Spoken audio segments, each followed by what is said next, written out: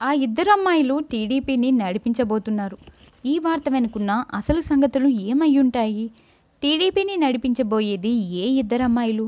టీడీపీకి ఈ అమ్మాయిలకు ఏం సంబంధం ఉంది? ఇలా ఎందుకు జరగబోతోంది? బంగారం లాంటి లేడీ లీడర్స్ అనడం వెనుక ఎలాంటి పరిస్థితులు చోటు చేసుకుని ఉన్నాయి?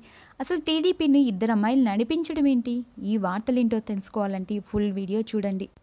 వారిద్దరూ బీసీ వర్గానికి చెందిన మహిళా నాయకులు. ఇద్దరు అధికార టీడీపీలోనే ఉన్నారు. ఒకరు పార్టీ ప్రధాన కార్యదర్శి హోదాలో ఉండగా మరొకరు శ్రీకాకుళం జిల్లా పార్టీ అధ్యక్షురాలిగా ఉన్నారు. వారే పంచుమర్తి అనురాధ, మరొకరు దివంగత నేత సర్దార్ గౌతు లచ్చన్న మనవరాలు, పలాస ఎమ్మెల్యే గౌతు శివాజీ కుమార్తె గౌతు శిరీష. ఈ ఇద్దరు మహిళా నాయకులు కూడా బీసీ వర్గానికి ప్రతినిధులుగానే కాకుండా పార్టీకి అత్యుత్తమ గళాలుగా కూడా మారారు. పార్టీని ప్రమోట్ చేయడంలోనూ, పార్టీకి సంబంధించిన విషయాలను ముందుకు తీసుకువెళ్లడంలోనూ ఇద్దరు మహిళలు దూసుకుపోతున్నారు. పంచుమర్తి విషయానికి వస్తే గతంలో విజయవాడ కార్పొరేషన్ మేయర్గా ఆమె వ్యవహరించారు. విజయవాడను అన్ని విధాల అభివృద్ధి బాటలో నడిపించారు. అదే సమయంలో పార్టీకి ఫైర్ బ్రాండ్గా మారారు. ప్రతిపక్షాల విమర్శలపై విరుచుకుపడడం, ప్రతిపక్షాలను టార్గెట్ చేయడం పంచుమర్తి అనురాధకు రాజకీయంగా అప్పిన విద్యగా మారాయి. అదే సమయంలో ఉత్తమ విశ్లేషకులుగా కూడా పార్టీలకు అతీతంగా పేరు తెచ్చుకున్నారు. ఇక గౌతు శిరీష విషయానికి వస్తే శ్రీకాకుళం జిల్లా పార్టీ అధ్యక్షురాలుగా ఉన్న శిరీష పార్టీని ముందుకు నడిపించడంలో ముందున్నారు. వాస్తవానికి రాజకీయ వారసత్వంగా పార్టీ వచ్చినా ఆమె ఎప్పుడూ పార్టీని వారసత్వంగా భావించలేదు.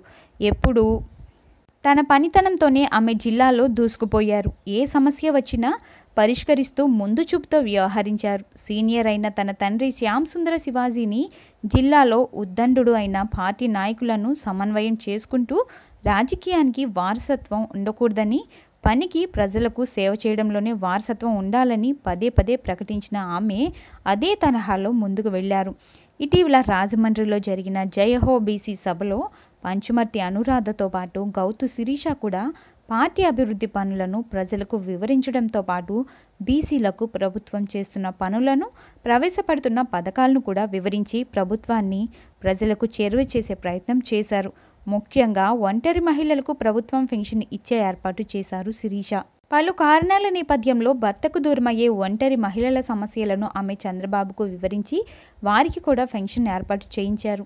ఆది నుంచి కూడా రాజకీయ వారసత్వం కాకుండా పనులు చేయడంలో వారసత్వం అందిపుచ్చుకున్నారు శిరీష. ఎప్పటి నుంచో పరిష్కృతంగా ఉన్న పనులు పూడీలంకకు రోడ్డు వేయించడంలో శ్రద్ధ తీసుకున్నారు. ఇలా ప్రతి విషయంలోనూ ముందు చూపుతో వ్యవహరించి అందరి మన్ననలు పొందిన ఆమె వచ్చే ఎన్నికల్లో ప్రజాప్రతినిధిగా ఎన్నికైతే ప్రజలకు మరింత సేవ చేసే అవకాశం ఉంది అనడంలో ఎలాంటి సందేహము లేదు. అలాగే టీడీపీలో బీసీ మహిళలుగా వీరిద్దరూ పార్టీకి భవిష్యత్తులో కీలకం కానున్నారు. ఈ వార్తపై మీ అభిప్రాయం కూడా కామెంట్ రూపంలో తెలియజేయండి.